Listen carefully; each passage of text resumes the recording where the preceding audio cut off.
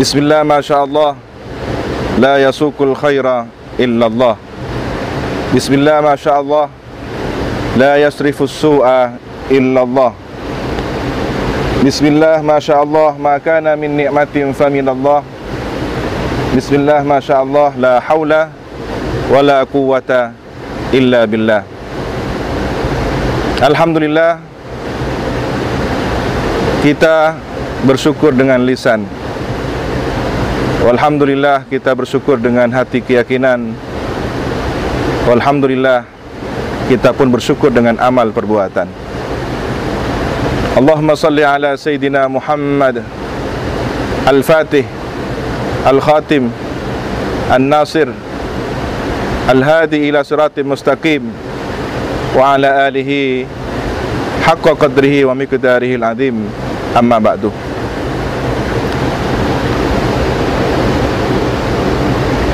Air yang merupakan alat bersesuci memiliki peran sangat penting dalam ajaran Islam, sehingga Islam mengajarkan bahwa bersesuci itu separuh dari keimanan. Kalau kita gambarkan iman itu bulat, maka separuhnya terletak pada rahasia bersesuci. Sebegitu dahsyatkah kekuatan energi bersesuci? Beberapa penelitian mutakhir menemukan bahwa air menjadi salah satu media yang mampu merekam pesan-pesan suara ketika dilakukan proses pendinginan sekian derajat Celcius. Maka air yang sudah dibacakan kalimat-kalimat thayyibah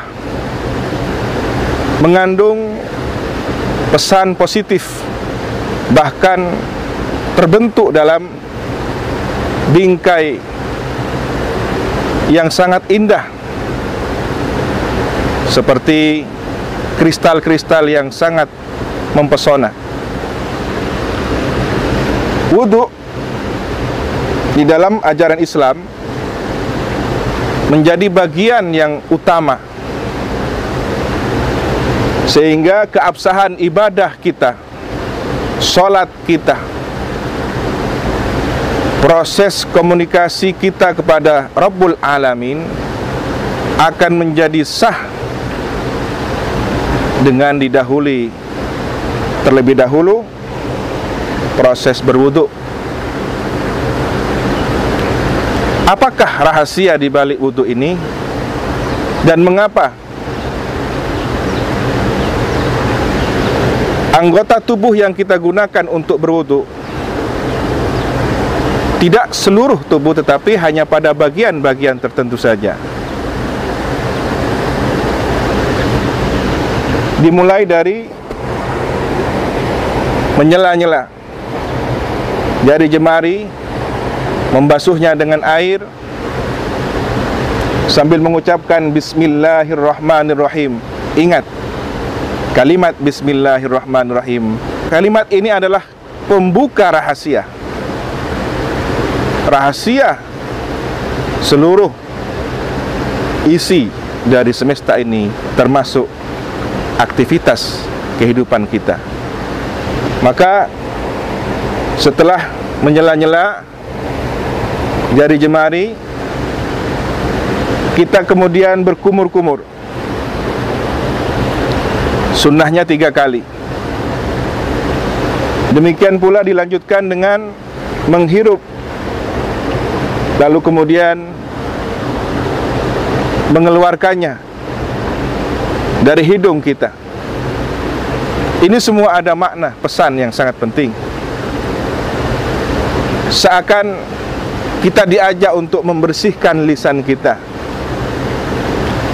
seakan kita diajak untuk membersihkan hirupan hembus nafas kita menjadi lebih positif, menghirup oksigen ini lalu mengelolanya di dalam tubuh menjadi energi yang baik. Kemudian dilanjutkan dengan membasuh wajah, dan hanya pada batas tertentu di bagian wajah ini. Dari batas tumbuhnya rambut, bagian bawah adalah dagu, kemudian daging cupingnya, bagian telinga ini, kedua kanan dan kiri. Inilah batas-batas wajah yang dimaksud dalam bersesuci, berwudu. Seakan kita diajak untuk membersihkan wajah kita, penampilan lahir kita. Yang ini juga sekaligus pesan kepada batin kita agar ekspresi kita tulus, ikhlas karena Allah, tanpa pamer, riya, sum'ah ingin dipuji dan popularitas.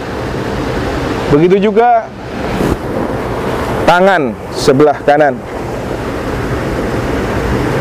Seakan kita diajak untuk membersihkan perbuatan kita. Terlebih ketika tangan kanan ini memiliki makna. Kelak di akhirat, kanan adalah tangan yang akan mengambil buku catatan amal kita. Maka di saat kita membasuhnya, kita berharap tangan kanan inilah kelak yang akan menerima buku catatan amal. Begitu juga sebaliknya, ketika kita membasuh tangan bagian kiri, kita berharap tangan kiri ini tidak menjadi perwakilan diri kita menerima buku catatan amalnya, karena tangan kiri adalah simbol dari orang-orang yang celaka. Itulah kemudian ada ashabul yamin, golongan kanan, dan ada ashabus shimal, golongan kiri. Semoga kita kelak termasuk golongan orang-orang yang bersama ashabul yamin, golongan kanan, golongan orang-orang terbaik, golongan orang yang dipermudah menuju surga Allah Subhanahu wa ta'ala.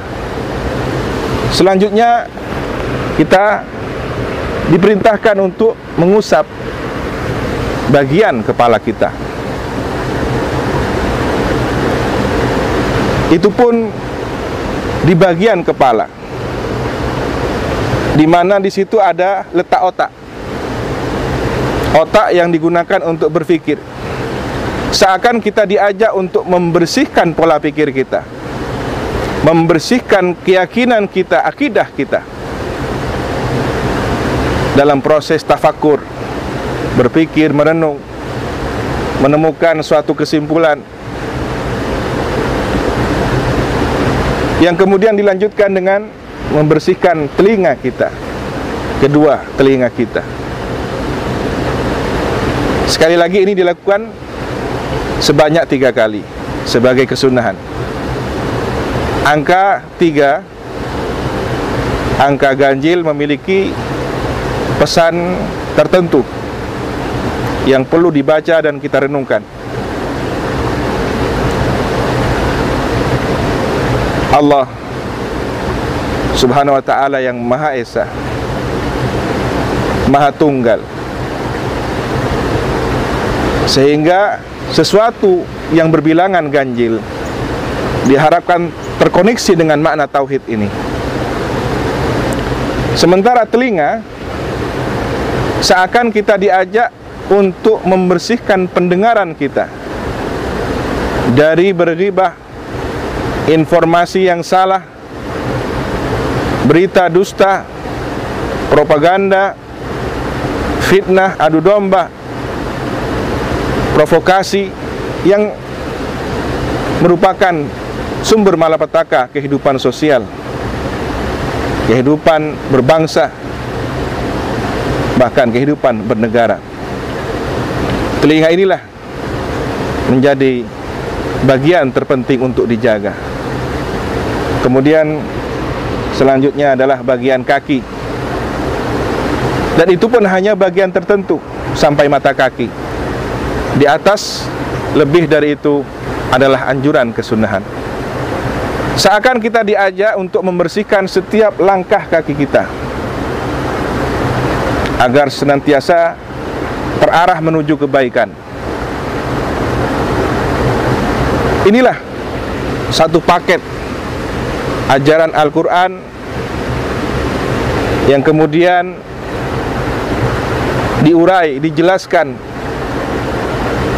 dipraktekkan oleh baginda Nabi demi kebaikan umat manusia, khususnya orang-orang yang beriman. Dan mengapa kelak di padang mahsyar nanti ada sekelompok manusia yang dipimpin oleh baginda Nabi, Qaidul Ghurril Muhajjalin, pemimpin orang-orang yang tubuhnya bercahaya, wajahnya bercahaya, kedua tangannya bercahaya, kepalanya bercahaya, telinganya bercahaya, dan kedua kakinya bercahaya. Tubuh yang digunakan untuk berwudu kelak di padang mahsyar akan menghasilkan energi cahaya. Dan energi cahaya inilah sebagai simbol orang-orang yang selamat di akhirat nanti. Maka kebersihan, bersesuci, berwudu, air adalah proses menghasilkan energi cahaya untuk menuju perjalanan akhirat selamat sampai surga Allah.